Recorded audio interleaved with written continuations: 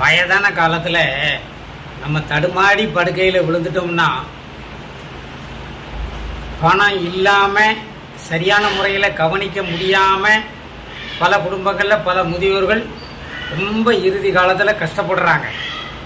சரி, பணம் வச்சுருந்தா சரியாக போயிருமா அப்படின்னு பார்த்தா, லட்சக்கணக்கில் பணம் வச்சிருந்தாலும் கூட இருந்து கவனிக்க உறவுகள் தூர தேசத்தில் இருக்கும்போது அதுவும் சில குடும்பங்களில் சௌரியப்படலை. அப்படி எத்தனையோ முதியவர்கள் மிகுந்த வேதனைக்கு ஆளாகி இருக்காங்க. அதையும் நம்ம வாழ்க்கையில் கண்கூட பார்த்துக்கிட்டு தான் இருக்கோம்.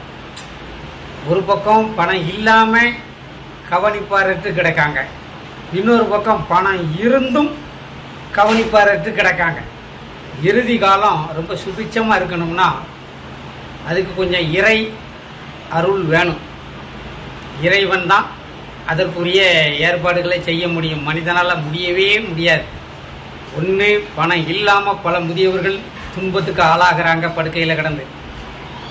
2, பணம் இருந்தும் அக்கறை இல்லாத உறவுகளால் பல முதியவர்கள் துன்பப்பட்டுக்கிட்டு இருக்காங்க. இப்படி வாழ்க்கையில் ஒவ்வொருத்தருக்கும் ஒவ்வொரு விதமான கஷ்டங்கள் தலைவிரித்து ஆடத்தான் செய்யுது.